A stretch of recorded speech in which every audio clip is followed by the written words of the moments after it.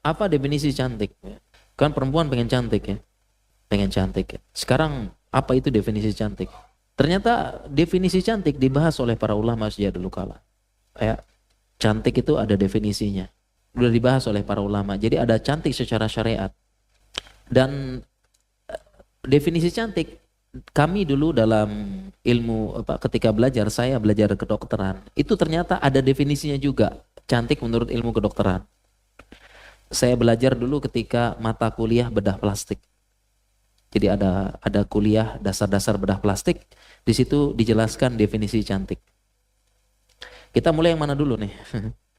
Iya, kalau secara kedokteran saya masih ingat kuliahnya itu, kuliah bedah plastik. Dijelaskan dulu tentang definisi cantik.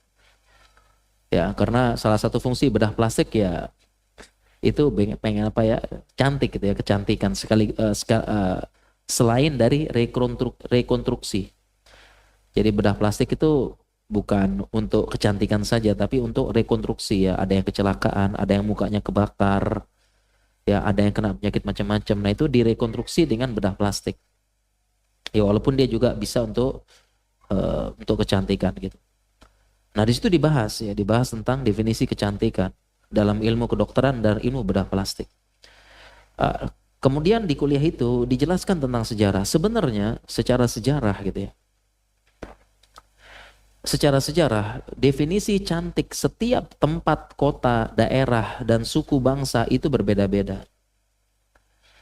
Jadi dulu, ini sejarahnya, sejarahnya definisi cantik setiap tempat, daerah, kota, suku, bangsa, ras itu definisi cantiknya berbeda-beda. Dulu sejarahnya berbeda. Ya, itulah ada ungkapan cantik relatif. Nah, seperti itu. Ya, ada ungkapan cantik relatif. Tapi jangan ditambah ungkapannya cantik relatif jelek mutlak katanya. Nah, itu jangan. Jangan ya. Nah, itulah ya, ungkapan cantik relatif kenapa? Iya, berlaku di zaman dulu kala sejarahnya. Jadi cantik di Eropa beda dengan cantik di Afrika. Cantik di mana di Asia, Jepang, Cina beda. Indonesia pun beda kecantikannya. Definisi cantiknya beda-beda. Kemudian dibahas di situ dalam kuliah bedah plastik tersebut. Kemudian zaman berubah. Seketika standar kecantikan masyarakat dunia tiba-tiba sama. Standar kecantikan masyarakat dunia tiba-tiba sama sejak munculnya teknologi. Munculnya TV, munculnya TV ya, munculnya TV, munculnya apalagi sekarang sosial media dan munculnya apa namanya perlombaan ya, siapa ya? Perlombaan Miss World, nah kayak gitu ya, Miss World Ratu Kecantikan atau Indonesia apa kalau di Indonesia tuh? Apa di Indonesia apa namanya ya? Ya itulah pemilihan perempuan-perempuan cantik gitu ya, apa nama? Setahu saya ada Miss World, Miss Universe gitu ya, itu disebutkan dulu di kuliah.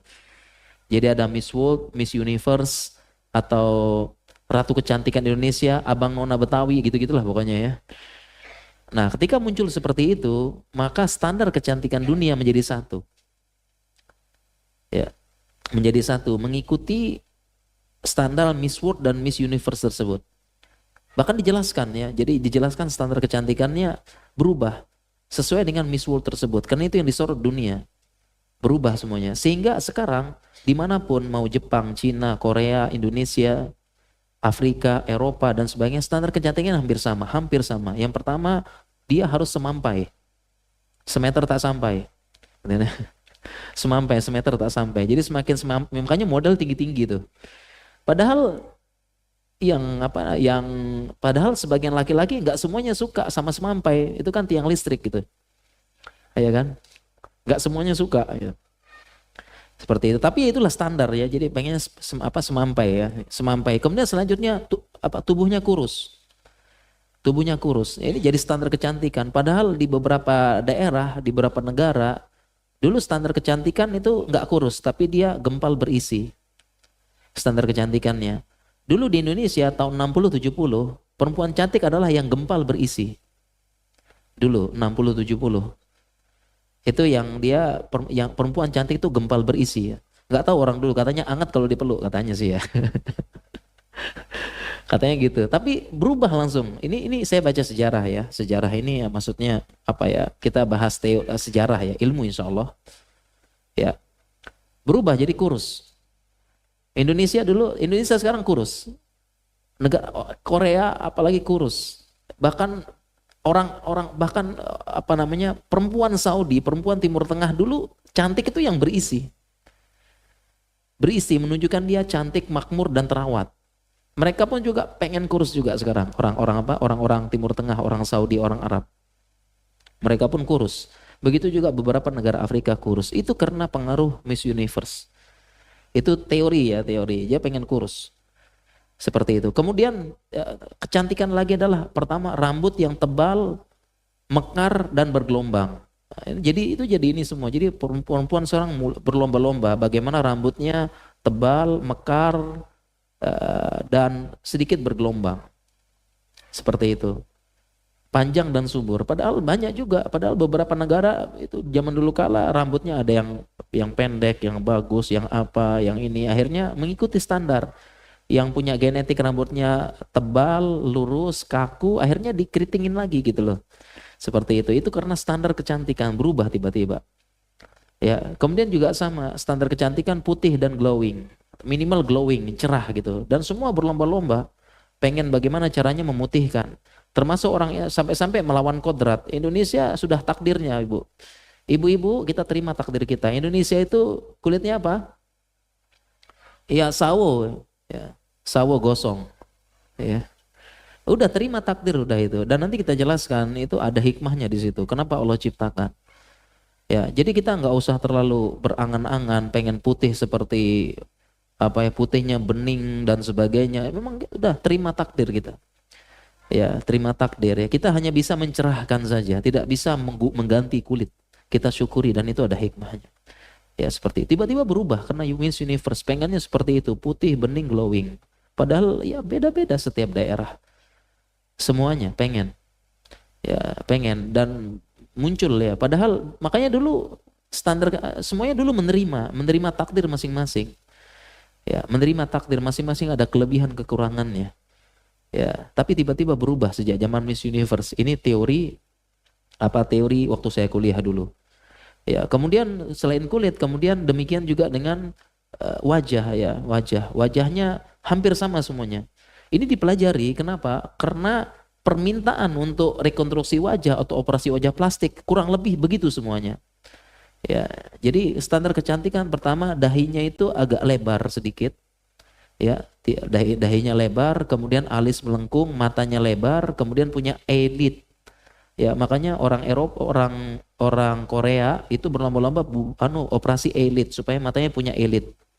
Ya, eyelid atau garis mata gitu.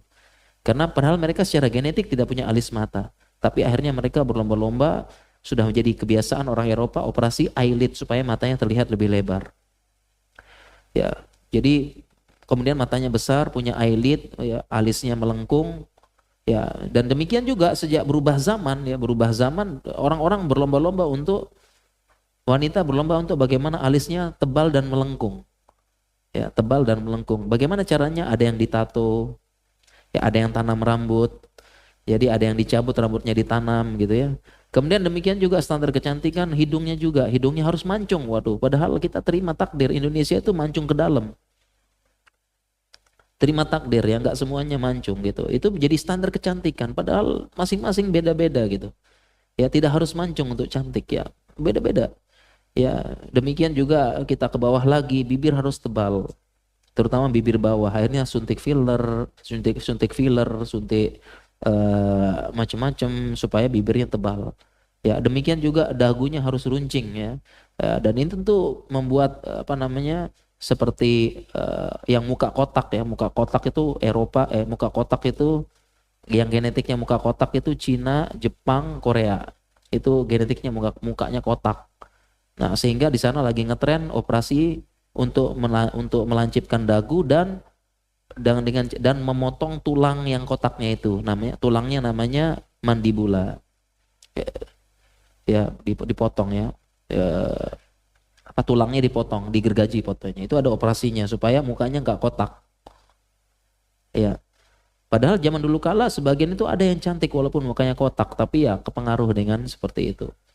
Ya, jadi ini ada tulangnya, tulang namanya tulang bawah kita ini namanya mandibula, kanan kirinya itu digergaji supaya nggak kotak.